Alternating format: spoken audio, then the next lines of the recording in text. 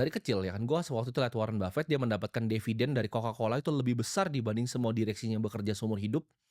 Di situ gue tahu, oh gue bermimpi di situ. Bagaimana ya kalau suatu saat Timothy yang waktu itu masih kecil, masih SMP, dia punya 0,1, waktu itu impian gue cuma 0,1 dari bank yang paling besar di negara ini. Wah, kayaknya nikmat banget tuh dihitung-hitung kan 0,1. Oh ini harus berapa puluh juta lembar ya punya sahamnya. Oh dividen dari segini kalau misalnya 2% atau 3% aja bisa membuahkan segini.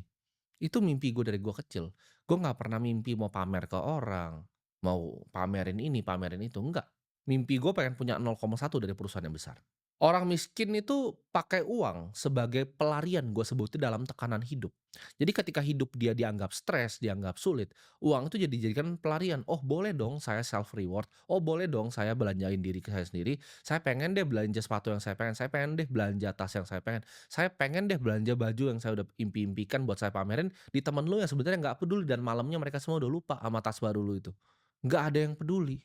Pembelian orang miskin itu semuanya ya menurut gue pribadi itu hanya efek dari pencarian validasi sosial. Mereka gengsi nggak punya mobil. Kalau gue di posisi yang lagi merintis, gue naik Gojek, naik Grab setiap hari nggak masalah. Gue tidak punya gengsi. Zaman gue masih jadi wedding organizer, gue keliling-keliling jadi agen properti. Gue naik ojek biasa-biasa aja gitu. Kalau perlu ke Jakarta, naik Transjakarta nggak masalah. Gengsi di mana? Gue ratusan juta waktu itu naik Transjakarta.